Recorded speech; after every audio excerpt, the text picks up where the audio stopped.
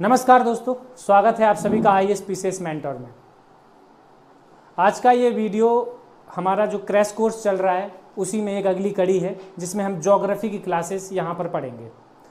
तो ज्योग्राफी में विश्व का भूगोल या वर्ल्ड ज्योग्राफी को मैं डील करने वाला हूँ। इससे पहले आपको बता दें कि हमारे चैनल पर फ्री क्रैश कोर्स लाया जा रहा है यूपी पीसीएस प्रीलिम्स, बीपीएससी और यूपी पीसीएस आरओ को ध्यान में रखते हुए।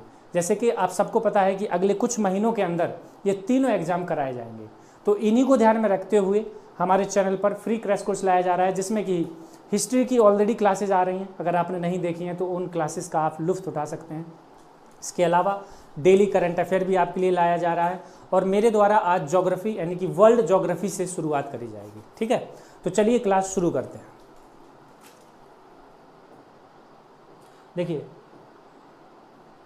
ये जो आप चार्ट देख रहे हैं ये है भूगोल की शाखाएं या ज्योग्राफी से रिलेटेड जितनी ब्रांचेज हैं। ये चार्ट आप हमारे एग्जाम के लिए आपके लिए रेलेवेंट नहीं है, लेकिन इनमें से जो इंपॉर्टेंट पॉइंट है वो हम देख लेंगे। जैसे कि अगर हम भूगोल में भौतिक भूगोल की बात करें यानी कि फिजिकल ज्योग्राफी की बात करें, तो उसमें आता है आपका जियोमॉर्फोलॉजी यानी भू आकृति विज्ञान, क्लाइमेटोलॉजी यानी कि जलवायु विज्ञान, और ये जो है ये है आपका जल विज्ञान यानी कि ओशियानोग्राफी, और यह है मृदा भूगोल यानी कि सॉइल ज्योग्राफी। ठीक, इसके अलावा आप अगर देखें तो इकोनॉमिक ज्योग्राफी भी है, और सांस्कृतिक और सामाजिक और जनसंख्या एवं बस्ती ज्योग्राफी भी है। तो ये सब मैं क्यों बता रहा हूँ? ये इसलिए बता रहा हूँ क्योंकि जियोमॉर्फोलॉजी से जो हम डील करेंगे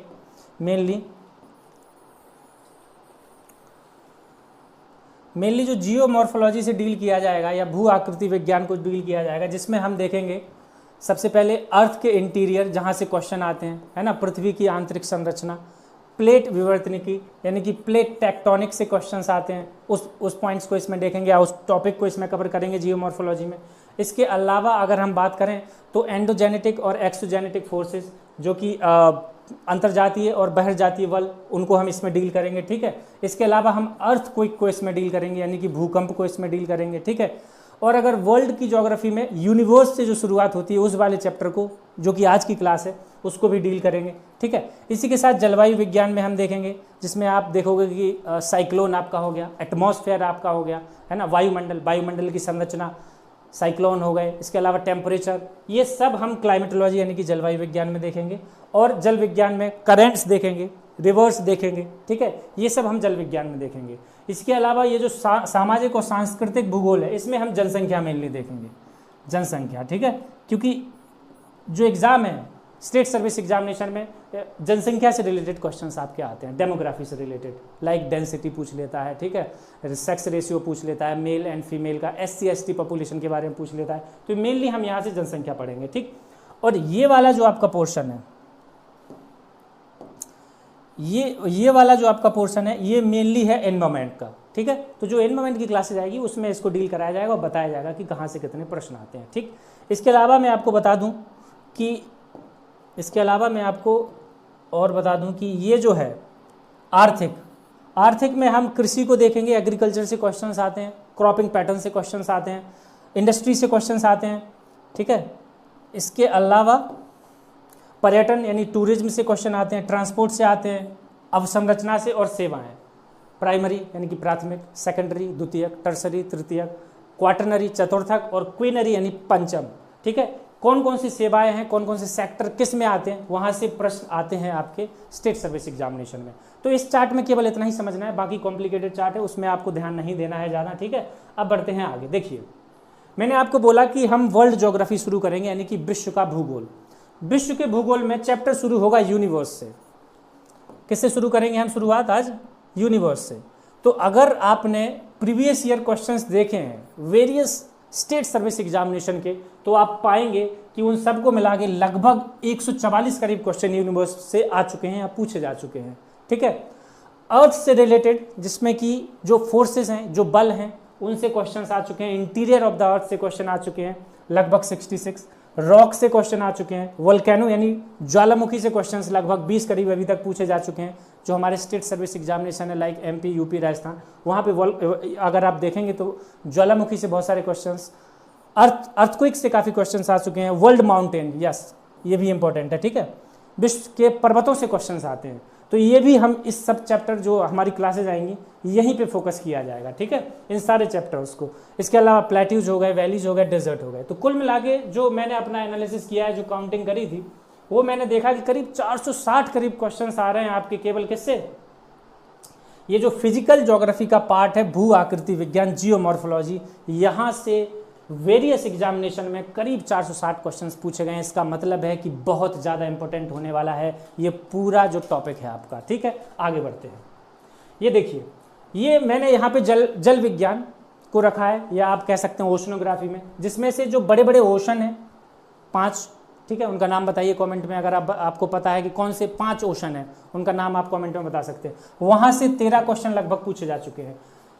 जल धारा है, ओशन करेंट, इंपॉर्टेंट टॉपिक, वहाँ से करीब 20 क्वेश्चन आ चुके हैं, ठीक है। लवणता, सैलिनिटी से क्वेश्चन आ चुके हैं। नदियों से करीब 24 क्वेश्चन आ चुके हैं प्रीवियस एग्जाम में, और अदर टॉपिक, यानी कुल मिला के जो मैंने अदर टॉपिक मिला के काउंट किया था, लगभग 200 प्लस क्वेश्चन आपके जल विज्ञान या ओशनोग्राफी से आ चुके हैं। इसी के साथ मैंने आपका यहाँ पे जलवायु वाला पार्ट भी रखा है, जलवायु विज्ञान यानी कि क्लाइमेटोलॉजी। एटमॉस्फेयर से क्वेश्चन आ चुके हैं 20 प्लस। इंसुलेशन हो गया, साइक्लोन हो गया, ह्यूमिडिटी हो गया, फॉरेस्ट हो गया, ठीक है, क्लाइमेट। तो ये सब मिला के, इसके अलावा अदर टॉपिक हैं, करीब 200 प्लस क्वेश्चंस आ चुके हैं। तो ये सब मैं क्यों बता रहा हूँ, ये सब इसलिए बता रहा हूँ कि जब हमारी क्लासेज हों तो उन क्लासेज में आप भी देख सके कि हाँ, जहाँ से क्वेश्चन आए हैं क्लासेज वहीं पे चल रही हैं, ठीक है। अननेसेसरी हम इधर उधर नहीं भागेंगे। मेरा कुल मिला के इस चार्ट को बताने का मतलब यही था आपको कि जो इम्पोर्टेंट टॉपिक हैं, जहाँ से क्वेश्चंस आते हैं, हम केवल वहीं डील करेंगे बस, ठीक है। और मैंने आपको ये भी बता दिया है कि कहाँ से कितने प्रकार के क्वेश्चंस आए हुए हैं, ठीक है। तो अब बढ़ते हैं आगे, शुरू करते हैं अपनी क्लास, जो कि है यूनिवर्स यानी कि ब्रह्मांड, ठीक है। हम लोग क्लास में जहाँ पे कॉन्सेप्चुअल क्लैरिटी की ज़रूरत है, वहाँ पे मैं आपको कॉन्सेप्चुअल क्लैरिटी देने की कोशिश करूँगा। जहाँ पे मुझे लगेगा कि यहाँ पे एग्जामिनर आपसे पूछ सकता है आगे आके, वहाँ पे मैं आपको आगे आके बताऊँगा। जहाँ मुझे लगेगा कि यहाँ पे सीधा डायरेक्ट बताना है, ज़्यादा दिमाग नहीं लगाना है, वहाँ मैं आपको डायरेक्ट बताऊँगा। क्योंकि ये एक प्रकार से a kind of crash course है, जिसमें बहुत सारा हम इतने कम समय में और इतनी जगह में समेटने वाले हैं, ठीक है। आई होप आपको पॉइंट क्लियर हो रहा होगा। तो बने रहिए लास्ट तक, बहुत मजा आने वाला है, देखिए, ठीक है। तो पहला ही प्रश्न है, वो कह रहा है कि ग्रहों की उत्पत्ति से के संबंध में जो सबसे पहले तर्कपूर्ण परिकल्पना दी गई थी, फॉर्मुलेशन किया था, प्रतिपादन किया था, वो किसने किया था? तो इसका सही आंसर है वो है कॉम्टे डी बफर, ठीक है। इन्होंने पहली बार ग्रहों की उत्पत्ति के संबंध में बताया था, ठीक है। इनके बारे में अभी हमें इतना ही जानना है, ठीक। फिर वो पूछ रहा है कि जो ज्योग्राफी शब्द है, क्योंकि ज्योग्राफी की ये पहली क्लास है तो ये बिल्कुल क्लियर होना चाहिए, पूछा भी जा चुका है। हालांकि मैं आपको बता दूं अब इस तरीके के क्वेश्चंस नहीं आते हैं, ठीक है, क्योंकि ये काफ़ी आसान लेवल है, सबको रटे हुए हैं। लेकिन फिर भी in case match the following या कहीं आ गया तो पता होना चाहिए। और रिवीजन भी है हमारा। एराटोस्थनीज, इन्होंने सबसे पहले ज्योग्राफी शब्द का इस्तेमाल किया था या यूज किया था, ठीक है। लेकिन जो फादर ऑफ ज्योग्राफी हैं, जो भूगोल के जनक हैं, वो बोला जाता है हिकेसियस को, ठीक।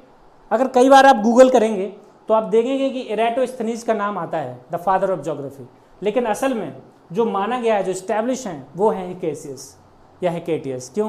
क्योंकि जो रिटर्न शुरू हुआ था, जो ज्योग्राफिकल राइटिंग्स शुरू हुई थी, वो इन्होंने ही शुरुआत करी थी। अभी आगे एक क्वेश्चन भी आ चुका है इसमें स्टेट सर्विस एग्जामिनेशन के प्रीलिम्स एग्जाम में, कि राइटिंग्स जो शुरू हुई थी वो कहाँ से शुरू हुई थी। इनकी एक किताब है, ठीक है, उसको हम अभी आगे देखेंगे, ठीक। तो हिकेसियस को फादर ऑफ ज्योग्राफी क्यों कहा जाता है? वो इसलिए कहा जाता है कि जो ज्योग्राफिकल राइटिंग शुरू हुई थी वो इन्होंने ही शुरुआत करी थी, इसलिए इन्हें फादर ऑफ ज्योग्राफी कहा जाता है। और जो शब्द दिया था ज्योग्राफी का, वो एराटोस्थनीज ने दिया था, ठीक। यहाँ तक क्लियर है? आगे बढ़े। ये देखिए, ये आ गया। हिकेसियस ने अपनी किस पुस्तक में सर्वप्रथम भौगोलिक तत्वों का क्रमबद्ध वर्णन किया? ठीक है, वो है पृथ्वी का वर्णन नामक पुस्तक इनकी, ठीक है। अगर आपसे पूछे कि भौतिक भूगोल का जनक किसे कहा जाता है, तो वो है पॉलीडोनियम। पॉलीडोनियम को भौतिक भूगोल का जनक कहा जाता है। यहाँ ये बड़े ही बेसिक से क्वेश्चंस हैं, ठीक है। इनको ज़्यादा मतलब यहाँ से ज़्यादा क्वेश्चन आने की उम्मीद है नहीं, फिर भी एक बार हमने जान लिया कि इन केस अगर कुछ होता है तो हमें पता हो कि चलो ठीक है, ठीक है। अब आगे बढ़ते हैं, थोड़ा सा देखते हैं। विडाल डिला ब्लास, ये जो व्यक्ति हैं विडाल डिला ब्लास, इन्होंने एक संकल्पना दी जो थी संभववाद। कौन सी संकल्पना दी इन्होंने? संभववाद की। तो अगर क्वेश्चन आए कि जो पॉसिबलिज्म है, पॉसिबलिज्म, ठीक है, पॉसिबलिज्म इंग्लिश में बोलते हैं। अच्छा, मैं आपको एक चीज़ और यहाँ पे कंफर्म कर दूँ कि चाहे इंग्लिश मीडियम के विद्यार्थी देख रहे हो एस्पिरेंट्स या हिंदी मीडियम के देख रहे हो, दोनों को ही प्रॉब्लम नहीं होने जा रही है, क्योंकि जो भी यहाँ पे शब्द आएंगे या जो भी यहाँ पे प्रोनाउंसिएशन आएगा, मैं आपको इंग्लिश और हिंदी दोनों में डील कराने की कोशिश करूँगा, एक्सप्लेन करने की कोशिश करूँगा, सो दैट आपके डाउट यहाँ पे क्लियर हो सकें, राइट। तो एक हो गया निश्चयवाद और एक हो गया संभववाद। निश्चयवाद को बोलते हैं डिटर्मिनिज्म। क्या बोलते हैं? Determinism, determinism, right. और इसको क्या बोलते हैं? संभववाद को पॉसिबलिज्म, ठीक। तो जो क्वेश्चन कह रहा है उस पर हम आएंगे, उससे पहले इन दोनों अवधारणाओं और कॉन्सेप्ट को हम समझने की कोशिश करते हैं, ठीक। दोनों कॉन्सेप्ट को समझने की कोशिश करते हैं। पहला है आपका पॉसिबलिज्म। ये मैं इसलिए समझा रहा हूँ क्योंकि 12th की अगर आप ह्यूमन ज्योग्राफी की एनसीईआरटी उठाएंगे, 12th की अगर आप ह्यूमन ज्योग्राफी की एनसीईआरटी उठाएंगे तो उसमें क्लियर कट पहले ही चैप्टर पे ये बातें दी गई हैं, ये कॉन्सेप्ट दिया गया है, तो आपको पता होना चाहिए, ठीक।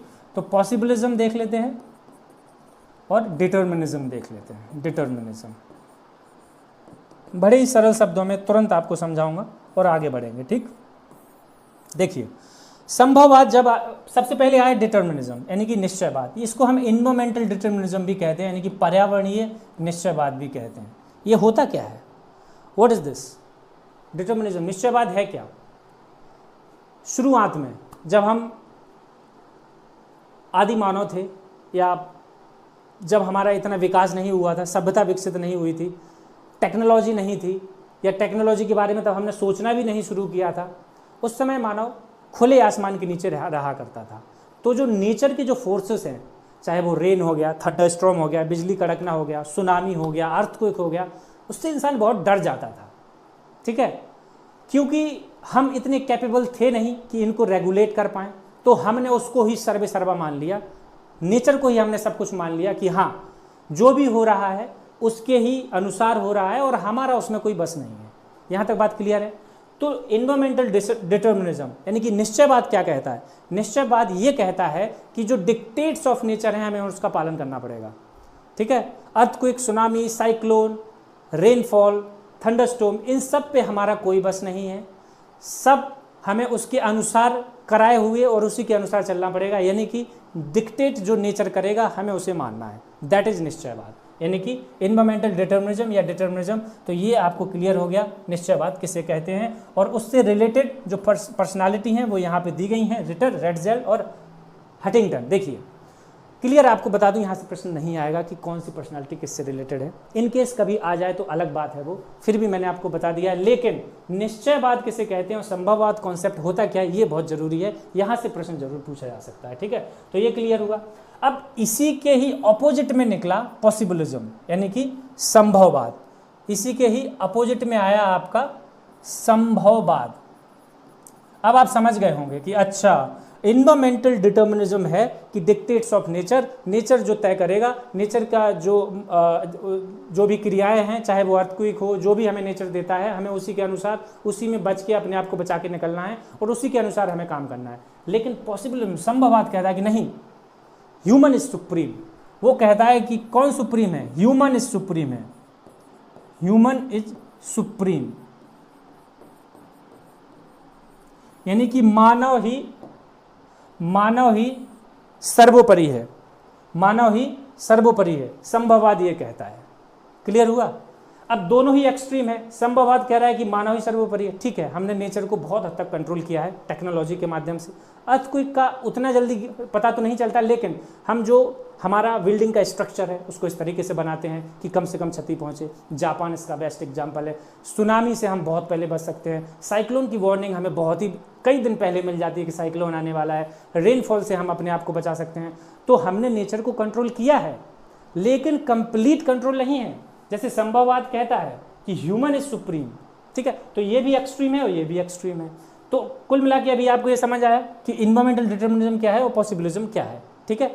दो लाइन में फिर से बता दूं, नेचर के जो डिक्टेट्स हैं उनके अनुसार चलना हो गया एनवायरमेंटल डिटर्मिनिज्म, और ह्यूमन इज सुप्रीम, मानव ही सर्वोपरि है और हम सब कुछ बदल सकते हैं, वो हो गया संभववाद।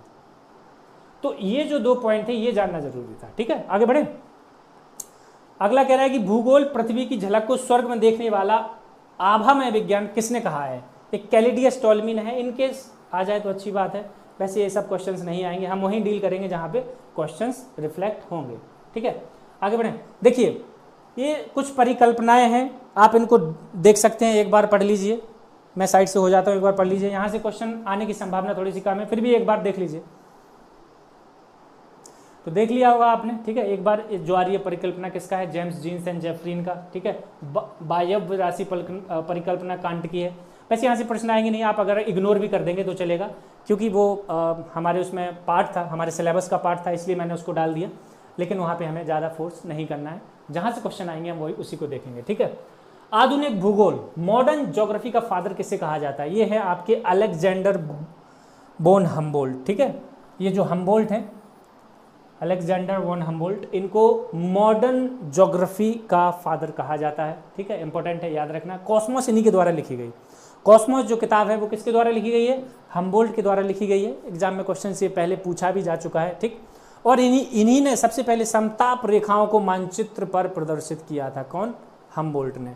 तो हम्बोल्ट के बारे में 2-3 पॉइंट हैं, वो आप याद रख सकते हैं, ठीक है। मॉडर्न ज्योग्राफी के जो जनक हैं या फादर हैं वो है हम्बोल्ट, और कॉस्मोस इन्हीं की रचना है। और यही पहले व्यक्ति हैं जिन्होंने समताप रेखाओं को मानचित्र पर दिखाने का प्रयास किया था, ठीक है। अब आता है डेविस। भौगोलिक चक्र का प्रतिपादन किसने किया? डेविस ने, ठीक है। भौगोलिक चक्र क्या है? Cycle of erosion. Cycle of erosion, अपर्दन का जो चक्रीय अपर्दन की जो प्रक्रिया है पूरी, उसको इन्होंने बताया था, अपर्दन, ठीक है।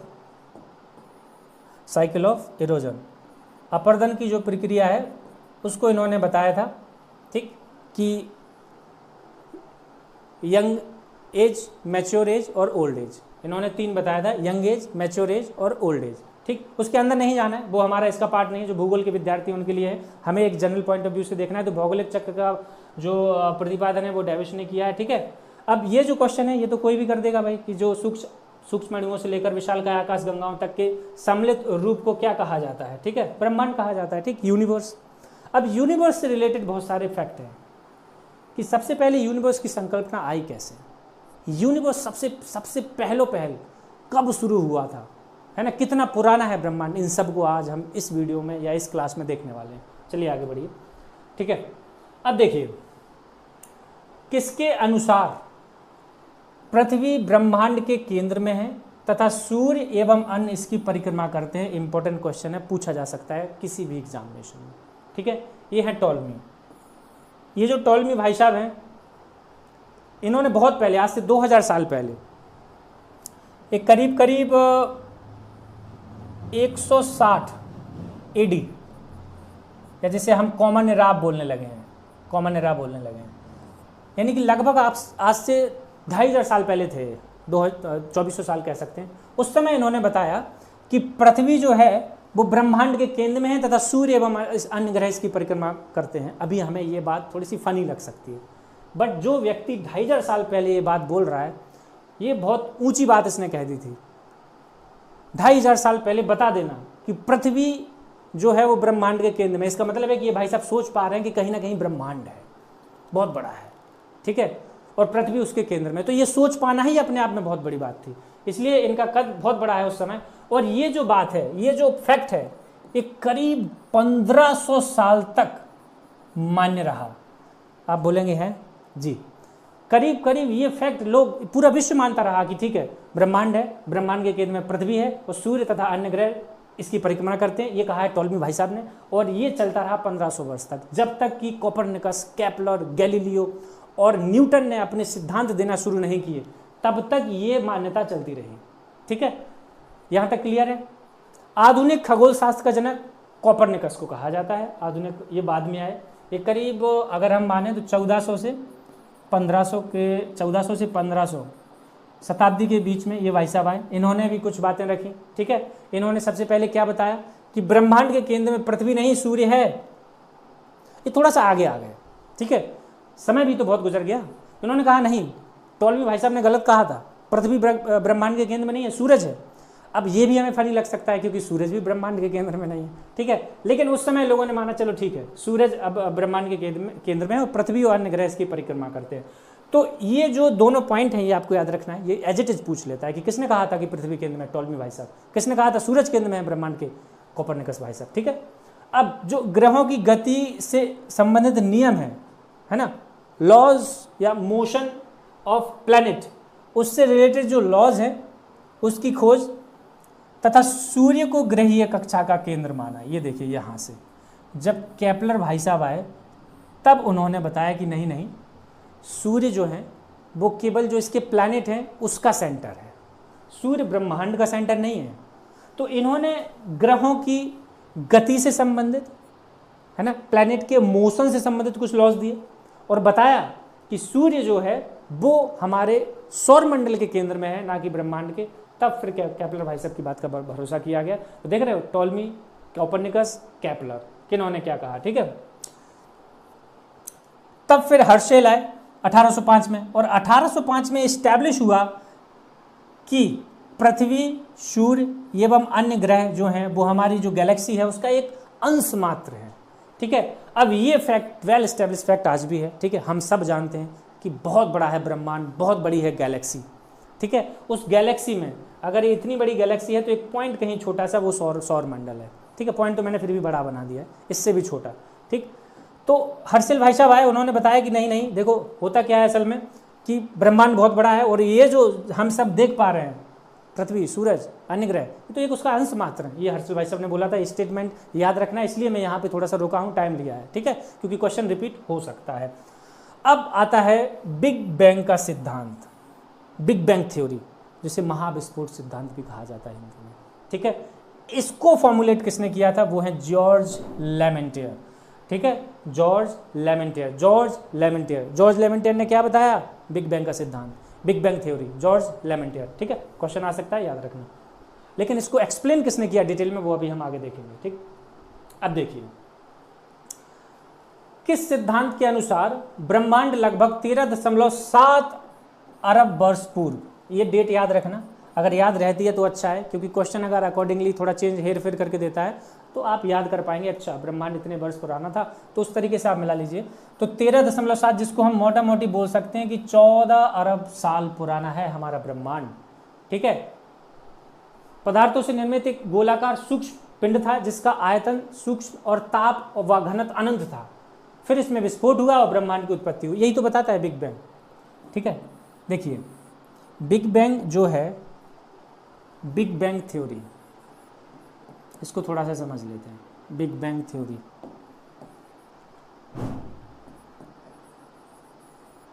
बिग बैंग थ्योरी, इसको थोड़ा सा समझ लेते हैं। इसी को हम क्या बोलते हैं, महाविस्फोट सिद्धांत। ये कहता है कि लगभग 13.7 अरब वर्ष पूर्व, अरब या इंग्लिश में इसे हम बोलेंगे बिलियन ईयर, बिलियन है ना, 13.7 बिलियन ईयर, ये जो है, तब ब्रह्मांड कहीं एक डेंस पॉइंट की तरह, है ना, कुछ नहीं था, ब्रह्मांड जैसा कोई चीज नहीं थी, एक डेंस पॉइंट था ऐसे, जिसका टेम्परेचर और जिसका डेंसिटी अनंत थी, इनफाइनाइट थी, ठीक है। इसमें विस्फोट होता है और इसमें विस्फोट होकर एक्सपेंशन शुरू हो जाता है ब्रह्मांड का। तो जो हम आज देख पा रहे हैं, ठीक है, मान लो हम यहाँ कहीं हमारी गैलेक्सी है, तो अगर हम पीछे जाते हैं तो ये कितना है, लगभग 13.7 बिलियन ईयर पीछे जाना पड़ेगा, तब हम इस वाले पॉइंट पे जहाँ से शुरू हुआ था वहाँ पहुँच पाएंगे। समझ आ रहा है। तो बिग बैंग थ्योरी यही बताती है, ठीक, कि हमारा जो ब्रह्मांड है वो 13.7 अरब वर्ष लगभग पुराना है, ठीक है। और तब पूरा ब्रह्मांड एक टाइनी पॉइंट में समटा हुआ था जिसका टेम्परेचर और जिसकी डेंसिटी इनफाइनाइट थी, उसमें विस्फोट हुआ, इसलिए इसे महाविस्फोट सिद्धांत भी कहते हैं। और उस विस्फोट के बाद एक्सपेंशन शुरू होता है ब्रह्मांड का, ठीक। तो ये हो गया। इसके बाद है प्रिंसिपल ऑफ ह्यूमन ज्योग्राफी, किसकी रचना है, तो ये उन्हीं भाई साहब की है, विडाल डी ला ब्लाश, इनको हम पहले भी देख चुके हैं एक बार, ठीक। किसने बिग, आ गया क्वेश्चन जिसकी मैं बात कर रहा था। पहला क्वेश्चन बना कि बिग बैंग थ्योरी या बिग बैंग सिद्धांत को किसने फॉर्मुलेट किया, वो थे लेमेंटियर भाई साहब, जॉर्ज लेमेंटियर। लेकिन जो डिटेल में एक्सप्लेनेशन किया वो किया था रॉबर्ट बैगनर ने। किसने किया था? रॉबर्ट बैगनर ने 1967 में, ये याद रखना। आगे चलते हैं। किस विचारधारा के अनुसार मानव अपने वातावरण में बदलाव लाने में सक्षम है तथा प्रकृति से प्राप्त अनेक संभावनाओं का अपनी इच्छा अनुसार दोहन करने की योग्यता रखता है? बताने की जरूरत है क्या? संभावनावाद या पॉसिबिलिज्म को मैं ऑलरेडी बता चुका हूं कि नेचर ने जो दिया है हम उसमें चेंजेस कर सकते हैं और अपने अकॉर्डिंगली उसको ढाल सकते हैं। ये जो संकल्पना है इसको संभववाद या संभावनावाद कहते हैं। और उसका ही अगला है कि किस विचारधारा के अनुसार मनुष्य के सभी कर्म प्रकृति के द्वारा, मैंने बोला था आपसे, डिक्टेट्स ऑफ नेचर के द्वारा निर्धारित होते हैं, अतः मनुष्य अपने मन से सब कुछ नहीं कर सकता। ये बताता है आपका डिटर्मिनिज्म, निश्चयवाद, कि nature is supreme. In one word, here the nature is supreme, here the human is supreme, that's all. ठीक है, आगे बढ़ते हैं। नव नियतिवाद, एक और इंपॉर्टेंट थ्योरी जिसको हम देखेंगे। ठीक है, ये भी आपकी ह्यूमन ज्योग्राफी एनसीईआरटी क्लास 12 पहला चैप्टर, जिसमें निश्चयवाद, संभावनावाद और नव नियतिवाद, न्यू डिटर्मिनिज्म, पॉसिबिलिज्म और डिटर्मिनिज्म, इन सब की चर्चा उसमें की गई है, इसलिए हमारे लिए इंपॉर्टेंट हो सकता है। न्यू डिटर्मिनिज्म यानी नव नियतिवाद को दिया था ग्रिफिथ टेलर ने। तो ये क्या कहता है? ये क्या कहता है? हमने देखा डिटर्मिनिज्म, ठीक है, हमने देखा पॉसिबिलिज्म, हमने देखा, अब हम देखेंगे नियो डिटर्मिनिज्म। तो आप बोलोगे सर ये पहले वाले जैसा तो लग रहा है थोड़ा थोड़ा। जी, ये पहले वाले ही जैसा है, लेकिन पहला वाला थोड़ा एक्सट्रीम हो जाता है, एक्सट्रीम। ये एक्सट्रीम नहीं है नियो डिटर्मिनिज्म। नियो डिटर्मिनिज्म कहता है कि ठीक है, नेचर काफ़ी हद तक हमें, ह्यूमन को कंट्रोल करता है। न्यू डिटर्मिनिज्म क्या कहते हैं? ग्रिफिथ टेलर भाई साहब क्या कहते हैं कि ठीक है सर, न्यू डिटर्मिनिज्म आप कह रहे हैं कि नेचर सुप्रीम है। हमने मान लिया कि कुछ हद तक नेचर सुप्रीम है, लेकिन कब तक? लेकिन ह्यूमन उसमें बदलाव कर सकते हैं, लेकिन कब तक? इंपॉर्टेंट पॉइंट ये है कि ह्यूमन नेचर में चेंजेस कर सकते हैं, लेकिन हाउ लॉन्ग, कब तक? क्वेश्चन ये है, कब तक? जब तक ग्रीन सिग्नल मिल रहा है, जब तक ग्रीन सिग्नल मिल रहा है, ग्रीन सिग्नल मिल रहा है। आप बोलोगे ग्रीन सिग्नल क्या है? जैसे अब ट्रैफिक लाइट होती है, रेड, ऑरेंज और ग्रीन। रेड का मतलब है रुकना है, ऑरेंज का मतलब है स्लो, और ग्रीन का मतलब है आप जा सकते हैं स्पीड में। ठीक है, तो जब तक नेचर ग्रीन सिग्नल दे रहा है तब तक हम अपना रिलेंटलेसली अंधाधुंध काम कर सकते हैं, लेकिन जैसे ही रेड सिग्नल शुरू हो जाएगा, हमें कैसे पता चलेगा रेड सिग्नल शुरू हो गया? ठीक है, अभी क्लाइमेट चेंज हो रहा है, हम देख रहे हैं कि हम किसी भी कीमत में अपने ग्रह का टेम्परेचर हमें लिमिट करके रखना है, एवरेज टेम्परेचर 2 डिग्री तक, और कोशिश करनी है कि ये 1.5 डिग्री तक लिमिट हो जाए। ये पेरिस एग्रीमेंट में बताया गया है। पेरिस एग्रीमेंट हम डिटेल में चर्चा करेंगे एनवायरमेंट में। ठीक है, तो अभी ये रेड सिग्नल आ गया है, ह्यूमन के लिए रेड सिग्नल आ गया है थ्रू पेरिस ओलंपिक कि हमें अर्थ के एवरेज टेम्परेचर को 1.5 डिग्री से ज़्यादा नहीं बढ़ने देना है। ठीक है, तो न्यू डिटर्मिनिज्म क्या कह रहा है कि ठीक है, ह्यूमन बदलाव कर सकता है नेचर में, लेकिन उसकी एक सीमा है, उसकी एक लिमिट है, उस वहाँ तक कर सकता है, उसके बाद उसे ब्राम लगाना होगा, उसके बाद उसे रुकना होगा। ठीक है, जब नेचर खुद को फिर से इंप्रूव कर लेगा उसके बाद फिर आप शुरू कर सकते हैं। ठीक है, तो न्यू डिटर्मिनिज्म ये कहता है। आई होप आपको समझ आया होगा। ठीक, आगे बढ़े। तो हमने क्या देखा? अच्छा ठीक है, ये देख लीजिए नवनियतिवाद, ये आपको क्लियर हो गया। ठीक है, तो ये हो गया न्यू डिटर्मिनिज्म, हमने समझ लिया। किसने अपनी पुस्तक पॉलिटिक्स में राज्य के गठन पर भौतिक कारणों का प्रभाव को स्पष्ट किया? अरस्तु। बहुत ही फेमस बुक है। अब तो ये किसी भी एग्जाम में आ सकता है ये क्वेश्चन। ये बुक इतनी फेमस है कि ये किसी भी एग्जाम में पूछ लेते हैं। तो पॉलिटिक्स किसकी है? अरस्तु की है। उसमें इन्होंने क्या किया है ये इतना इंपॉर्टेंट नहीं है, अगर आप केवल इतना ही याद रख लेते हैं कि okay politics books is by अरस्तु, दैट इज ओके। किसने सर्वप्रथम मापक के आधार पर, स्केल पर, देखो स्केल पर वर्ल्ड मैप बनाया, वो थे एनेक्सिमेंडर। ठीक है, ये आपको याद रखना है। और किसने सबसे पहले इंडिया को दिखाया मैप पे? वो थे टॉलमी। दोनों डिफरेंट क्वेश्चन है। ठीक है, सबसे पहले वर्ल्ड मैप बनाया एनेक्सिमेंडर भाई साहब ने, और जो भारत को दिखाया विश्व पे मैप पे वो थे टॉलमी। टॉलमी की शायद इमेज है, आप देख सकते हैं यहाँ पे लगाई हुई है मैंने। 1 मिनट,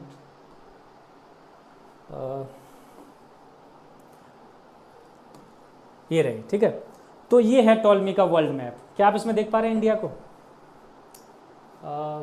ये है आपका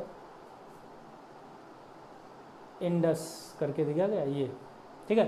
तो उस समय वेल इस्टेब्लिश जो इंडिया था वैसे तो नहीं दिखाया गया है, ठीक है। उस समय हिंदुस्तान की संकल्पना भी नहीं थी। तो ये जो उन्होंने अपने वर्ल्ड मैप पे दिखाया, ये वाला पोर्शन ये इंडिया है, ठीक है। चलिए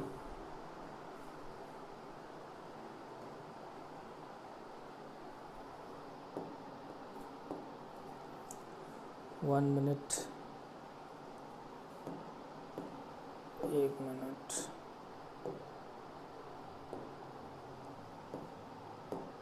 ओके। सो ये हो गया। किसने पृथ्वी के तल का अध्ययन मानव को केंद्र में रखकर किया था? वो थे कार्ल रिटर, ठीक। और औद्योगिक स्थानीकरण का सिद्धांत किसने दिया था सबसे पहले? वो थे वेबर, ठीक है। इंडस्ट्रियल लोकेशन का इन्होंने सिद्धांत दिया था। और जो हृदय स्थल सिद्धांत है उसके प्रतिपादक थे मैकेंडर। ये नहीं भी याद रहते हैं तो चलेगा, आपको मेन याद रखना है न्यू डिटर्मिनिज्म, ग्रिफिथ टेलर। मैं इसलिए बोल रहा हूँ क्योंकि यहाँ से क्वेश्चन आते नहीं, ठीक है। आपके प्रीलिम्स में तो नहीं आएंगे क्योंकि ये भूगोल का एक पार्ट हो गया, थोड़ा सा भूगोल में हम डीप जा रहे हैं, हृदय स्थल सिद्धांत और ये सब। फिर भी एक बार आप पढ़ लीजिए क्योंकि हमारे उसमें जो सिलेबस या जो कोर्स था उसमें डला हुआ था, तो यहाँ पे मैंने डाल दिया है। तो न्यू डिटर्मिनिज्म आपको याद रखना है, कहता क्या है और दिया किसने है। सबसे पहले वर्ल्ड मैप स्केल पे किसने बनाया? अनेक्जीमेंडर ने। भारत को वर्ल्ड मैप पे किसने दिखाया? टॉलमी ने, ठीक है। और पृथ्वी तल का अध्ययन मानव को केंद्र में रखकर किया, वो कार्ल रिटर थे, ठीक है। ये सारे पॉइंट आपको याद रखना है। अब बढ़ते हैं आगे, देखते हैं। और ठीक है, भूगोल से संबंधित कुछ इंपॉर्टेंट रचनाएं हैं जिनको आप याद रख सकते हैं। क्वेश्चन आ भी चुका है, ये तो कई बार क्वेश्चन रिपीट हो गया, स्टार मार्क कर लीजिए कि किताब अल हिंद किसकी रचना है? अल बरूनी की है। सिद्धांत शिरोमणि कई बार आ चुका है, किसकी है? भास्कराचार्य की है, ठीक है। द ज्योग्राफी टॉलमी की है। नेचुरल हिस्ट्री पिलनी की है। ज्योग्राफी का स्ट्रैबो की है। तो ये कुछ बुक हैं जिनमें से इंपॉर्टेंट जो किताबें हैं वो हैं आपका आर्यभट्टियम, किताब उल हिंद, सिद्धांत शिरोमणि। इन सबको आप याद रख सकते हैं। बाकी एक बार सबको पढ़ लीजिए, ठीक है। एक बार सबको पढ़ लीजिए और इनको जरूर याद रख लीजिएगा जो मैंने 2-3 बताए हुए हैं। अब आते हैं आगे। अब आएगा इंटरेस्टिंग पार्ट इस क्लास का, बहुत मज़ा आने वाला है अब इस पार्ट में, ठीक है। जिनको स्पेस या यूनिवर्स में रुचि है उनको बहुत मज़ा आने वाला है क्योंकि मैं बहुत सारे यहाँ पे कॉन्सेप्ट आपको क्लियर करूँगा आज की क्लास में। ये क्लास थोड़ी सी लंबी भी हो जाएगी तो चलेगा क्योंकि फर्स्ट क्लास है और मैं इसमें चाहूँगा कि यूनिवर्स ख़त्म हो जाए आज और उससे रिलेटेड जितने भी इंपॉर्टेंट पॉइंट्स हैं वो सारा मैं कॉन्सेप्ट क्लैरिटी के साथ आपको क्लियर करा दूँ, ठीक। तो महाविस्फोट सिद्धांत ये बताने की जरूरत है नहीं, ब्रह्मांड की उत्पत्ति से रिलेटेड सिद्धांत है। जैसे मैंने आपको बताया big bang theory, big bang theory क्या है? वही तो है महाविस्फोट सिद्धांत। किसकी रिलेटेड है? ब्रह्मांड की उत्पत्ति से। कब शुरू हुआ ब्रह्मांड? यह जो सिद्धांत है इसके अनुसार ब्रह्मांड की शुरुआत हुई 13.7 अरब साल पहले, ठीक। किसके अनुसार पृथ्वी की उत्पत्ति गैसों और धूल कणों से हुई है? ओ श्मिड ने ये बात कही थी। चाहो तो याद रख लो, नहीं तो इंपॉर्टेंट नहीं है। जहां जो इंपॉर्टेंट नहीं है मैं बता दूंगा। किसने सर्वप्रथम कहा था कि पृथ्वी गोलाकार है? दैट इज इंपॉर्टेंट, ये इंपॉर्टेंट है, ठीक है। ये क्वेश्चन सीधा रिपीट हो सकता है। किसने सबसे पहले कहा था कि पृथ्वी गोल है? ठीक, उस समय तो लोग सोच नहीं पाते थे इतना। ये अपने आप में बताना ही रेवोल्यूशन है अरिस्टोटल का, अरस्तु का। अगर अरस्तु बता रहे हैं कि पृथ्वी गोल है इसका मतलब है कि ये अपने आप में स्टेटमेंट ही रेवोल्यूशनाइज कर दिया दिमागों को, लोगों के। कह रहे वाह ये भी है। तो किसने सर्वप्रथम बताया पृथ्वी गोलाकार है? अरस्तु ने। ब्रह्मांड में लगभग कितनी आकाशगंगाएं हैं? ये सब क्वेश्चंस नहीं आएगी, मैं आपको बता देता हूँ एक कॉमन सेंस के थ्रू कि अरबों आकाशगंगाएं हैं ब्रह्मांड में। और हर साल या डेली बोल लो, साइंस के द्वारा, साइंस एंड टेक्नोलॉजी इतना इम्प्रूव कर रहा है या ह्यूमन के द्वारा इतना इम्प्रूव किया जा रहा है कि डेली कोई ना कोई आकाशगंगा, स्टार्स, प्लैनेट खोजे जा रहे हैं। तो लगभग 100 अरब करीब आकाशगंगाएं हैं जिनमें एक एक आकाशगंगा में, जो हमारी मिल्की वे है, उसमें अरबों खरबों तारे हैं, ठीक है। अब मिल्की वे क्या है? आकाशगंगा किसे कहते हैं? आकाशगंगा ग्रुप ऑफ स्टार्स है ना, अरबों असंख्य स्टार्स हैं जिसमें धूल कण भी है, डस्ट भी है, ठीक है। तो वही वो कह रहा है कि गुरुत्वाकर्षण बल के अधीन बंधे तारों, धूल कणों एवं गैसों के तंतु को क्या कहा जाता है? आकाशगंगा, गैलेक्सी, ठीक है। हमारा सौरमंडल जिस आकाशगंगा में है, हम किस आकाशगंगा में है? मंदाकिनी, ठीक है, या मिल्की वे गैलेक्सी, इसको क्या कहा जाता है? और मिल्की वे गैलेक्सी कहा जाता है। और ये जो गैलेक्सी है इसका आकार कैसा है? स्पाइरल है, सर्पिलाकार है, स्पाइरल है ना, ये स्पाइरल होता है ऐसा। अभी दिखा देते हैं, इमेज भी डाली हुई है, ये देखिए, ठीक है। तो ये है मिल्की वे गैलेक्सी, आप देख सकते हैं क्लियरली। मिल्की वे गैलेक्सी का जो शेप है वो सर्पिलाकार है, ठीक। आगे बढ़े। अब देखिए हमारी गैलेक्सी में जिसमें हमारा सौरमंडल है स्थित है उसे क्या कहते हैं, मिल्की वे या मंदाकिनी, दुग्ध मेखला, मिल्की वे। ऐसा क्यों मिल्की वे क्यों कहा जाता है, वो इसलिए क्योंकि ऐसा लगता है जैसे किसी ने मिल्क गिरा दिया हो, ठीक है, दूधिया रोशनी यहाँ पे आती है, ऐसा लगता है एकदम लाइट आती है जैसे किसी ने मिल्क, इसलिए इसको नाम दिया गया है मिल्की वे, ठीक, इसी से जुड़ा हुआ है दुग्ध मेखला या मंदाकिनी, ठीक। और हमारी जो मिल्की वे गैलेक्सी है उसके पास एक और गैलेक्सी है, वो है एंड्रोमेडा गैलेक्सी, ठीक। ये जो दोनों गैलेक्सी हैं जाइंट गैलेक्सी हैं, जाइंट, बिग, बड़ी, बहुत बड़ी गैलेक्सी हैं ये दोनों, ठीक है। ब्रह्मांड में जितनी गैलेक्सियां हैं उनमें से जो बड़ी गैलेक्सियां होती हैं उनमें से ये दो गैलेक्सी हैं। और हमारे पास की गैलेक्सी कौन सी है, एंड्रोमेडा। और हम किस गैलेक्सी में है, हमारा सौरमंडल किस गैलेक्सी में है, वो है मंदाकिनी या दुग्ध मेखला, मिल्की वे, ठीक। मंदाकिनी का वह भाग जो पृथ्वी से प्रकाश सरिता के समान दिखाई देता है वो है मिल्की वे, अभी बताया, ठीक है। प्रकाश सरिता एकदम लाइट, रोशनी, देख रहे हो, ठीक है। अब देखिए आकाश गंगाओं के प्रतिसरण नियम के प्रतिपादक कौन है, एडविन हबल। हबल ने डिस्पर्शन का लॉ दिया था, ये थोड़ा समझ लेते हैं। हबल ने डिस्पर्शन का लॉ दिया था, प्रतिसरण का नियम दिया था। क्या कहता है नियम, ये नियम कहता है कि ब्रह्मांड फैल रहा है, ठीक है। बिग बैंग हुआ 13.7 billion years ago. Big bang के बाद यूनिवर्स का विस्तार हुआ और अभी भी होता जा रहा है, ठीक है, विस्तार होता जा रहा है।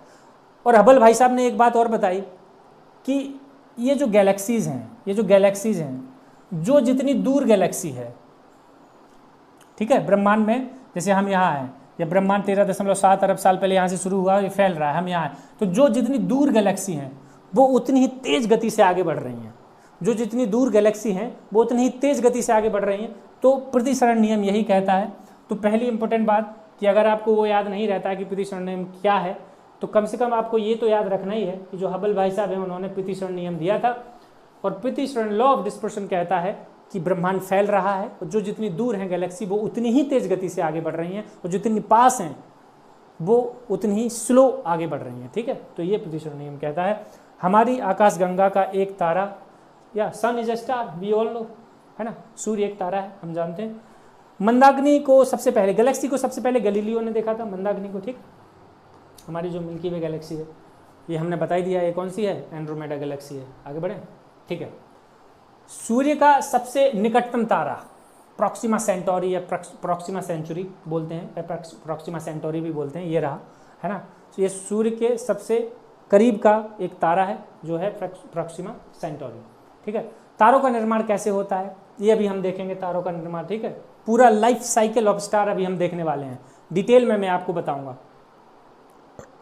ये जो भारत में एशिया की सबसे बड़ी सौर दूरबीन, मल्टी एप्लीकेशन सोलर टेलीस्कोप मास्ट, ये निर्माण हो रहा है उदयपुर राजस्थान में। क्वेश्चन आ चुका है, ठीक है, एग्जाम में। और ये है मास्ट भारत में उदयपुर राजस्थान में, और एक है फास्ट, ठीक है, इससे याद रख सकते हैं आप, फास्ट। ये रेडियो टेलीस्कोप है, ये फास्ट वाला, ये देख सकते हैं इसकी सबसे बड़ी रेडियो दूरबीन, रेडियो टेलीस्कोप, जिसका नाम है 500 metre aperture spherical radio telescope, ये चाइना में है, याद रखना है, ये इंपॉर्टेंट क्वेश्चन है, आ सकता है। फास्ट चाइना में, मास्ट उदयपुर राजस्थान, ठीक है। ये दोनों, तारों का जीवन काल किन अवस्थाओं से गुजरता है, ये क्वेश्चन और ये क्वेश्चन दोनों रिलेटेड हैं, अभी हम देखेंगे, ठीक। ये क्वेश्चन दोनों रिलेटेड है, अभी हम देखेंगे। तारे का द्रव्यमान सूर्य से कम या बराबर हो, ये भी हम देखेंगे। तीनों क्वेश्चन रिलेटेड है, अभी हम देखने वाले हैं, ठीक। कहीं जाइएगा मत, बने रहिए। ये मैंने बताया आपको प्रॉक्सिमा सेंचुरी। अब आते हैं हम life cycle of the star, जिसमें आप हम यहाँ से देखने वाले हैं life cycle of the star. जैसा कि मैंने आपको यहाँ पे बताया कि हाँ, तारों का निर्माण कैसे होता है, तारों के जीवन काल, और तारे का द्रव्यमान यानी कि मास ऑफ द स्टार, ये तीनों क्वेश्चन अगले 5 से 7 या 10 मिनट के अंदर जो मैं कॉन्सेप्ट बताने जा रहा हूँ उस पर अपनी नज़रों को टिकाए रहें। बहुत ही सरल और आसान भाषा में मैं life cycle of the star आपको बताने वाला हूँ, ठीक है। देखिए, सबसे पहले तो मैं आपको एक चीज़ बता दूँ कि जब मैं बोल रहा हूँ स्टेलर नर्सरी, इसके लिए मैं अगर जब बोल रहा हूँ स्टेलर नेबुला, मैं अभी बताऊँगा क्या होता है, सारे बताऊँगा, नेबुला क्या होता है, व्हाइट डॉर्फ क्या होता है। तो जब मैं बोल रहा हूँ नेबुला तो वो है नर्सरी, जब मैं बोल रहा हूँ रेड जाइंट तो है लाल दानव। जब मैं बोल रहा हूँ व्हाइट डॉफ तो वह है श्वेत वामन। हिंदी मीडियम वालों के लिए बता रहा हूँ, वहाँ कनेक्ट कर लेना, ठीक है। जब मैं बोल रहा हूँ ब्लैक डॉफ तो वो है काला वामन, और जब मैं बोल रहा हूँ ब्लैक होल तो वो है कृष्ण विवर, ठीक है। ये मैंने हिंदी में बता दिए हैं। अब हम चलते हैं अपने कॉन्सेप्ट की तरफ। देखिए, सबसे पहले तो आप चंद्रशेखर सीमा, इसको मैं बताऊंगा आपको। तो किस विद्वान ने श्वेत वामन तारों की जीवन अवस्था के बारे में, ये चंद्रशेखर भाई साहब ही थे, चंद्रशेखर साहब ही थे जिन्होंने श्वेत वामन तारों या व्हाइट डॉफ तारों के जीवन की अवस्था के बारे में सिद्धांत दिया था। तो अगर ऐसा क्वेश्चन आ जाए तो चंद्रशेखर साहब हैं, ठीक है। लेकिन इन्होंने असल में कहा क्या था वो मैं आपको बताता हूं। देखिए, ये है हमारा सूरज। अगर इसके द्रव्यमान को 1 मान लिया जाए, यानी कि 1 सोलर मास, सूरज तो सबने देखा होगा, जो हमें सूरज दिखाई पड़ता है, उस सूरज के द्रव्यमान को अगर 1 मान लिया जाए तो इससे जो बड़े सूरज हैं, इससे जो बड़े तारे हैं, अगर उनका द्रव्यमान 1.44 1.44, यानी कि ये देखो इससे ज़्यादा है, 1.44 सोलर मासेस, 1.44 सोलर मासेस या इससे ज़्यादा है, ठीक है, तो एक अलग तरीके का ऑब्जेक्ट बनेगा ब्रह्मांड में। चंद्रशेखर साहब क्या कह रहे हैं कि अगर हमारे अपने सूरज को हमने 1 सोलर मास मान लिया तो 1 सोलर मास से लेके 1.44 सोलर मास तक जो स्टार हैं वो बनेंगे व्हाइट डॉफ, यानी श्वेत वामन। बताया था आपको क्या कनेक्ट करना है उससे, व्हाइट डॉफ, ठीक। अगर इससे ऊपर हैं, कहाँ तक है भाई, 3 सोलर मास तक अगर जाता है, 3 सोलर मास तक अगर जाता है तो बनेगा न्यूट्रॉन स्टार। क्या बनेगा, न्यूट्रॉन स्टार। अब आप बोलोगे साहब ये सब होता क्या है, अभी बता रहा हूँ, थोड़ा सा तसल्ली पकड़े, ये सब बताऊंगा मैं, ये होते क्या है, ठीक है। अगर 1.44 सोलर मास से 3 सोलर मास द्रव्यमान तक चला गया तो बनेगा न्यूट्रॉन स्टार, और अगर इसके भी ऊपर चला गया, यानी कि 3 सोलर मास से ऊपर चला गया, 3 सोलर मास यानी कि 3 सूरज के 3 सौर द्रव्यमान से ऊपर चला गया तो बनेगा ब्लैक होल, ब्लैक होल, ठीक है, तो बनेगा ब्लैक होल। यहां तक बात क्लियर है। अभी सारे टर्मिनोलॉजी में बताऊंगा। अगर 1 सोलर मास 1.44 या इससे कम रहता है तो व्हाइट डॉफ बनेगा, ठीक है। और एक और संकल्पना व्हाइट डॉफ से निकलती है, क्योंकि अगर आपने व्हाइट बोल दिया इसका मतलब है कि ब्लैक डॉफ भी तो हो सकता है। जी बिल्कुल हो सकता है, उसको भी बताऊंगा, ठीक है। लेकिन अभी तक ये क्या है, ये एक संकल्पना है, इस थ्योरी है अभी ये, ठीक। तो मैंने क्या बताया, जल्दी से रिपीट करता हूँ। 1 सोलर मास से 1.44 व्हाइट डॉफ बनेगा, 1.44 से 3 सोलर मास न्यूट्रॉन स्टार बनेगा, 3 सोलर मास से ऊपर जाएगा तो ब्लैक होल बनेगा। क्लियर है। जब ये मास 1.44 गुना हो रहा है, इसका मतलब है कि जो सूरज 1.44 गुना मास जिसका हमारे सोलर मास से है वो कई गुना बड़ा है सूरज से, यानी कि 0.1 द्रव्यमान बढ़ना सूरज से कई गुना बड़ा हो जाता है वो। और ये कितना है, 1.44, यानी कि अगर गुना में देखा जाए टाइम्स, तो जो 3 सोलर मास का होगा हमारे सोलर मास से सूरज या तारा, वो बहुत बड़ा होगा, कई गुना होगा, हजारों टाइम्स बड़ा होगा हमारे सूरज से, ठीक है। तो कहीं कहीं लिखा रहता है कि 30 गुना बड़ा अगर तारा है तो वो ब्लैक होल बनेगा। तो आपको कंफ्यूज नहीं होना है सोलर मास और गुने में, ठीक है, क्योंकि ये मैं मास द्रव्यमान की चर्चा कर रहा हूँ और वो आकार की चर्चा कर रहा है। तो जब द्रव्यमान बढ़ेगा तो आकार कई गुना बढ़ जाएगा। एक द्रव्यमान बढ़ने का मतलब है कि आकार कई गुना बढ़ रहा है। अभी हमें यहाँ क्या याद रखना है, द्रव्यमान, कि सूर्य का द्रव्यमान 1 तो व्हाइट ड्रॉप 1.44, तो 1 से 1.44 व्हाइट ड्रॉप, 1.44 से 3 न्यूट्रॉन स्टार और 3 से ऊपर ब्लैक होल। अब चलते हैं वापस लाइफ साइकिल ऑफ स्टार पे। तो हम क्या समझेंगे कि सबसे पहले डस्ट और गैस का एक झुंड है, बहुत सारी डस्ट और गैस का ब्रह्मांड में एक झुंड है, ठीक है, जो आपस में आता है और घूमना शुरू करता है। इसी को नेबुला बोला जाता है, स्टेलरी नेबुला, जो तुमने पढ़ा था वहाँ स्टेलरी नर्सरी, इसी को नेबुला कहा जाता है, इसी को नेबुला कहा जाता है, ठीक है। डस्ट और गैसेस का, गैसेस हाइड्रोजन और हीलियम गैसेस, ब्रह्मांड में बहुत ज़्यादा मात्रा में हाइड्रोजन और हीलियम गैसेस पाई जाती है, ठीक है। तो ये इसको क्या बोलेंगे, नेबुला, ठीक। इस नेबुले से जन्म होगा, एवरेज स्टार बनेगा या तो औसत तारा बनेगा, ठीक है, आपको बता दें, या इसी नेबुले से बड़ा तारा बनेगा, है ना, बिग सोलर मास वाला, यानी कि हाई सोलर मास स्टार। ये दो ही कंडीशन हो सकती हैं क्या? तीसरी हो सकती है? तीसरी नहीं हो सकती सर, या तो एवरेज स्टार बनेगा या हाई मास स्टार बनेगा। ठीक है, अगर एवरेज स्टार बना तो स्टार बनने से पहले, सबने सूरज देखा है, हमारा जो सूरज है उसको बोलते हैं मेन सीक्वेंस स्टार। ठीक है, फिजिक्स की भाषा में उसे क्या बोलते हैं? Main sequence star. अभी जो हमारा सूरज है, तो एवरेज स्टार बनेगा मेन सीक्वेंस स्टार, ये भी बनेगा मेन सीक्वेंस स्टार, लेकिन उससे पहले बनेगा प्रोटो स्टार। क्या बनेगा? प्रोटो स्टार, और ये भी बनेगा प्रोटो स्टार। एवरेज स्टार भी क्या बनेगा? प्रोटो। अब बोलोगे साहब ये प्रोटो स्टार क्या होता है? प्रोटो मतलब स्टार से बनने की पहली अवस्था, प्रोटो मतलब पुराना, अभी स्टार बना नहीं है, स्टार से पहले की अवस्था। तो जो ये नेबुला है, गैसेज और डस्ट का जो झुंड है, वो आपस में आएगा, रोटेट करना शुरू करेगा, या तो एवरेज स्टार बनेगा, औसत तारा, या बड़ा तारा बनेगा, बहुत बड़ा। उसके बाद बनेगा प्रोटो स्टार, यानी कि स्टार बनने वाला है जो लाइट देगा, जैसे कि हमारा सूरज, दोनों में प्रोटो स्टार। फिर बनेगा मेन सीक्वेंस स्टार। कब? अब मेन सीक्वेंस स्टार से बनेगा ये रेड जाइंट। क्या बनेगा? रेड जाइंट, जिसको अभी मैंने पहले शुरुआत में टर्मिनोलॉजी जब बताई तब आपको बोला था कि लाल दानों से मतलब है रेड जाइंट से। अब लाल जाइंट, लाल दानव हिंदी में, रेड जाइंट क्यों बनाए? देखिए, सूरज था, उसके कोर में न्यूक्लियर फ्यूजन चल रहा था, एनर्जी मिल रही थी, धीरे धीरे फ्यूल खत्म होने लगेगा, और जब फ्यूल खत्म होने लगेगा तो ये एक्सपेंड करेगा, इसकी लेयर एक्सपेंड करेगी। क्यों? क्योंकि जैसे जैसे तापमान कम होगा, तो तापमान कम होने का मतलब है कि लाल रंग शो करेगा कोई भी तारा। जितना तापमान बढ़ेगा तो वो नीले रंग की तरफ बढ़ेगा। ठीक है, जैसे जैसे कोर में फ्यूल खत्म होगा यानी कि टेम्परेचर कम हो रहा है, टेम्परेचर कम हो रहा है यानी कि वो लालिमा देगा, इसलिए इसे रेड जाइंट कहा जाता है। ठीक है, और ये बनता है रेड सुपर जाइंट। क्यों भाई? क्योंकि ये तो मास में बड़ा वैसे भी था। ठीक है, तो ये क्या बनेगा? रेड सुपर जाइंट, है ना, रेड सुपर जाइंट। ये और भी बड़ा बनेगा। ठीक है, ये और भी बड़ा बढ़ेगा, और जब ये रेड जाइंट बनेगा तो इसके बाद बनता है प्लानेटरी नेबुला। अब आप बोलोगे सर ये क्या है? ये प्लानेटरी नेबुला कुछ नहीं है, बचे हुए जो स्टार था उसके बचे हुए शेष अवशेष हैं, रेमिनेंट्स हैं, है ना, रिमेनिंग रेमिनेंट्स। तो बचे हुए क्या है भाई? स्टार बना किससे था? Dust gas. ठीक है, उसी डस्ट, वही डस्ट गैस फिर से ऐसे ऐसे राउंड सर्कल में ऐसे फैल जाती है, और अंदर एक डेंस ऑब्जेक्ट क्रिएट हो जाता है, जिसको व्हाइट डॉर्फ बोलते हैं, चमकीला।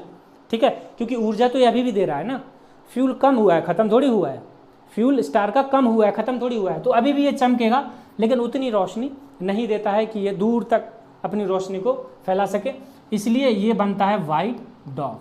तो व्हाइट डॉर्फ क्या होते हैं? वो सघन ऑब्जेक्ट यूनिवर्स में वो सघन ऑब्जेक्ट, वो डेंसेस्ट ऑब्जेक्ट जो स्टार की लाइफ साइकिल के अंत में बनते हैं। क्लियर हुआ व्हाइट डॉर्फ? श्वेत वामन क्या है? ऐसे सघन ऑब्जेक्ट जो स्टार की लाइफ साइकिल के अंत में बनते हैं उन्हें व्हाइट डॉर्फ कहा जाता है, जो अधिक चमकीले होते हैं। उतने तो नहीं होते हैं जो इनसे बनेंगे, अभी बताऊंगा। ठीक है, ये बनेगा रेड सुपर जॉइंट, और इससे होगा सुपरनोवा एक्सप्लोजन। क्या होगा? Supernova explosion. ठीक है, बहुत बड़ा एक्सप्लोजन होगा, यानी कि ये जो है रेड जाइंट काफ़ी बड़ा हो जाएगा, सुपरनोवा बन जाएगा। ठीक, और इससे फिर निकलेगा न्यूट्रॉन स्टार। अभी मैंने आपको बताया था न्यूट्रॉन स्टार के बारे में।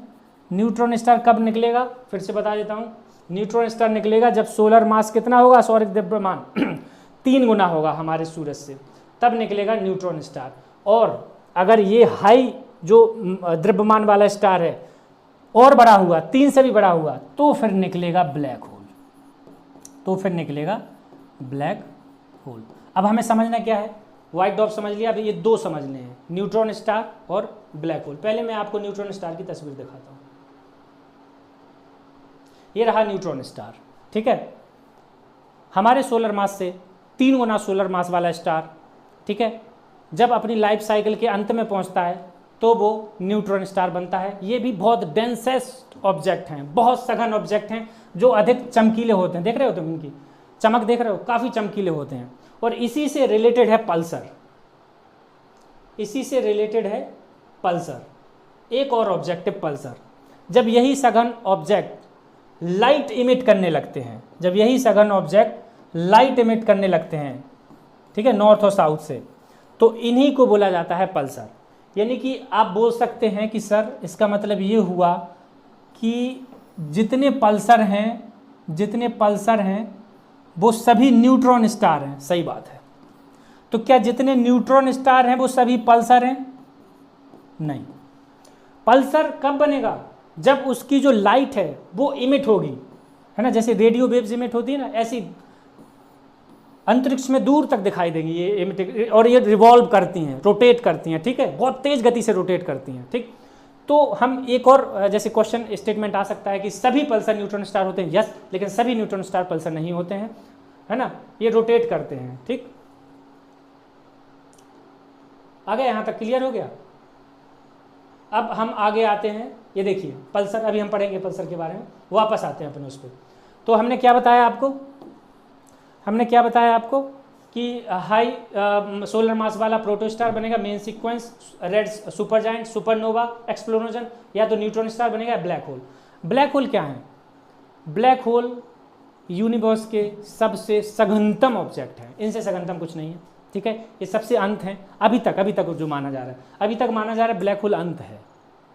कहीं पे डस्ट शुरू हुई, नेबुला बना, उस डस्ट के बाद स्टार बनना शुरू हुआ, न्यूक्लियर फ्यूजन हुआ, प्रोटो स्टार बना, मेन सीक्वेंस स्टार बना, या तो वाइट ड्रॉप बनेगा या ब्लैक ड्रॉप, अभी बताता हूँ वो बनेगा, या सुपरनोवा एक्सप्लोजन के बाद न्यूट्रॉन स्टार बनेगा, या फिर ब्लैक होल। ब्लैक होल सबसे अंतिम ऑब्जेक्ट है, अंतिम ब्रह्मांड में, ठीक है, सबसे डेंसेस्ट है। कहते हैं कि लाइट भी एस्केप नहीं कर सकती, अगर ब्लैक होल में लाइट भी एंटर किया तो लाइट भी एस्केप नहीं करेगी, ठीक है।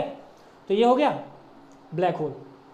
तो हमने क्या देख लिया अभी? लाइफ साइकिल ऑफ स्टार्स देख लिया है, ठीक है। अगर यहाँ तक कोई प्रॉब्लम है तो आप कमेंट सेक्शन में बता सकते हैं, जब तक इसको देख लीजिए, ठीक है। तो ये आपने देख लिया होगा, मैंने आपको लाइफ साइकिल ऑफ स्टार बताई है, रिपीट करके देख लीजिएगा जिसको समझ नहीं आया। कोई डाउट हो तो कमेंट सेक्शन में जरूर पूछिएगा, ठीक है। आगे बढ़ते हैं। ये मैंने चंद्रशेखर सीमा आपको बता दी है, बहुत डिटेल में आपको बताया है यहाँ पे चंद्रशेखर सीमा का, ठीक है। आगे बढ़े, आगे देखते हैं। न्यूट्रॉन स्टार के बारे में हमने आपको बता दिया, ये है न्यूट्रॉन स्टार, ठीक है। अच्छा ठीक है, ये आपको समझ आ गया था कि जितने भी न्यूट्रॉन स्टार हैं वो सब पल्सर हो सकते हैं, लेकिन सभी पल्सर न्यूट्रॉन स्टार नहीं हो सकते हैं। क्यों? क्योंकि पल्सर बाद की अवस्था है, न्यूट्रॉन पहले की अवस्था है, ठीक है। तो इस प्रकार से जो पल्सर हैं वो देखो यहाँ पे जितने भी ये पल्सर है ये न्यूट्रॉन स्टार नहीं है, ठीक है। तो ये वाली बात भी आपको मैंने बता दी, ठीक है। अब चलते हैं आगे, ये देख लेते हैं। सुपरनोवा विस्फोट से बचे हुए केंद्रीय भाग को जो अत्यधिक घनत्व वाला होता है, बात की थी मैंने डेंस की, किस तारे का निर्माण होता है? न्यूट्रॉन तारे का। वापस जाने की जरूरत है क्या? आप बोलेंगे नहीं सर। ये देखिए, सुपरनोवा के बाद या तो न्यूट्रॉन बनेगा या ब्लैक होल। मैंने आपको ये भी बता दिया है कि न्यूट्रॉन कब बनेगा, जब सोलर मास 1.44 से 3 तक जाएगा तब न्यूट्रॉन बनेगा, ठीक है। इससे ऊपर जाएगा तो ब्लैक होल बनेगा।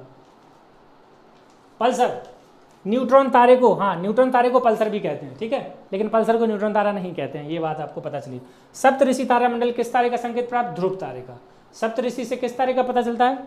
ध्रुव तारे का, ठीक है, याद रखना है आपको। ध्रुव तारा किस दिशा में? उत्तर दिशा में, सबको पता है, हम सबको सुबह से उठ के देखा भी होगा कई लोगों ने, ठीक है। एक निश्चित आकृति में व्यवस्थित तारों के समूह को क्या कहते हैं? नक्षत्र कहते हैं, ठीक है। और सुपरनोवा क्या है? एक मृत प्राय तारा है, ठीक है, डेड, ठीक है। तो ये सुपरनोवा मैंने आपको क्या बताया था, ये डेड रेमिनेंट्स ऑफ द, यानी कि अवशेष हैं किसके? स्टार के, बड़े स्टार के अवशेष हैं सुपरनोवा। तो एक मृत प्राय तारा है, ठीक है, ये हो गया। अब और क्या है, पीछे चलते हैं थोड़ा सा, मैं आगे निकल गया क्या? 1 मिनट, हाँ ठीक है, मृत प्राय तारा बता दिया। अब आते हैं आगे, ये न्यूट्रॉन स्टार, ठीक। अब सूर्य के समान दिखने वाले तारे, यानी कि सूर्य के समान या सूर्य से छोटे, मैंने बता दिया एक सोलर मास, ठीक है। तो रक्तदान रेड जायंट के बाद क्या बनेगा? White dwarf. ये मुझे फिर से रिपीट करने की जरूरत है नहीं, मुझे लग रहा है, ठीक है। आप वो लाइफ साइकिल वाला देख लें, जो मीडियम आकार के हैं 1.44 से 3 सोलर तक, वो क्या बनेंगे, न्यूट्रॉन, और जो बड़े हैं वो बनेंगे ब्लैक होल। ये फिर से रिपीट करने की जरूरत है नहीं। हाँ, प्रकाश वर्ष किसकी इकाई है, ये दूरी की है, ठीक है, दूरी नापते हैं इससे। प्रकाश वर्ष का क्या मतलब है, प्रकाश और वर्ष यानी कि लाइट एक साल में जितनी दूरी तय करती है उसको प्रकाश वर्ष बोला जाता है, ठीक। और जो वैक्यूम है, निर्वात है, स्पेस में हवा नहीं होती है, वैक्यूम होता है, ठीक है, कोई हवा नहीं होती है, तो उसमें लाइट द्वारा कितना किलोमीटर पर सेकंड चला जाता है, 3 इंटू 10⁸ किलोमीटर पर सेकंड की गति से एक वर्ष में चली गई दूरी प्रकाश वर्ष कहलाती है। वही मैं आपको बता रहा हूँ। पहली चीज़, या तो आप ये बोलें कि पर सेकंड लाइट इतना चलती है, 3 × 10⁸ किलोमीटर, या फिर आप सीधा बोल दें कि सर 3 लाख किलोमीटर चलती है लाइट, 3 लाख किलोमीटर चलती है लाइट एक सेकंड में, या तो आप ये बोल सकते हैं, ठीक है। यहाँ तक क्लियर है। तो जब लाइट एक साल तक चलेगी तो उसको प्रकाश वर्ष बोला जाएगा। आगे बढ़ते हैं। ये देखिए, ये है तारों का रंग और उनका ताप, टेम्परेचर का कलर से कनेक्शन क्या है ये बताना है। अगर हम लाल से ऊपर की तरफ बढ़ते हैं, यानी कि लाल से जाएंगे नारंगी, फिर येलो, व्हाइटिश, ब्लूइश येलो और ब्लू, लाल, नीला, पीत, श्वेत, नीला, श्वेत, ये सब क्या है, कलर हैं जो क्या बता रहे हैं, टेम्परेचर को। अगर नीला कलर पूछ रहा है यानी हाईएस्ट टेम्परेचर, सबसे बड़े तारे, सबसे नए तारे, भयंकर फ्यूल है, भयंकर ऊर्जा है, ठीक है, वो सबसे ज़्यादा तापमान होता है। और लाल का सबसे कम होता है, अकॉर्डिंगली आप देख लीजिएगा, ठीक है, केल्विन में दिया गया है। आगे बढ़ते हैं। तारे का रंग किस बात का सूचक है, अभी बताया, तारे के टेम्परेचर का सूचक है। हमारे अंतरिक्ष में कितने कॉन्स्टलेशन यानी कि तारामंडल हैं, आपने तारामंडल देखे होंगे, जैसे वो सप्तऋषि देखा, इस तरीके से बनता है स्पेस में, हम रात में देखते हैं अंतरिक्ष में, ठीक है। तो ध्रुव तारे जो हमारे अंतरिक्ष में कितने हैं, 88। अभी ये ऑफिशियली रिकॉग्नाइज्ड हैं। ब्रह्मांड इतना बड़ा है कि इनकी संख्या इस पे स्क्वायर भी लगा दो तो हो सकता है, ठीक है। लेकिन हमें अभी क्या याद रखना है, अभी तक कितनों की पहचान हो गई है, 88 ऑफिशियल रिकॉग्नाइज्ड कॉन्स्टलेशन है, तारामंडल है। और ध्रुव तारे का संकेत किस तारामंडल से, सप्तऋषि तारामंडल से प्राप्त होता है, ये मैंने आपको पहले भी बता दिया था, ठीक है। तो इसी के साथ ये क्लास आज की यहीं ख़त्म होती है। मैंने यूनिवर्स चैप्टर को आप तक पहुंचाने की कोशिश करी है कम से कम समय में। यूनिवर्स चैप्टर से रिलेटेड जितने भी इंपॉर्टेंट क्वेश्चंस बने थे उन सबको मैंने आप तक पहुंचाने की कोशिश करी है। इसकी PDF आपको हमारे टेलीग्राम चैनल पर मिलेगी, जिसकी लिंक डिस्क्रिप्शन में है, तो जरूर ज्वाइन करें। मिलते हैं अगले वीडियो में, तब तक के लिए जय हिंद।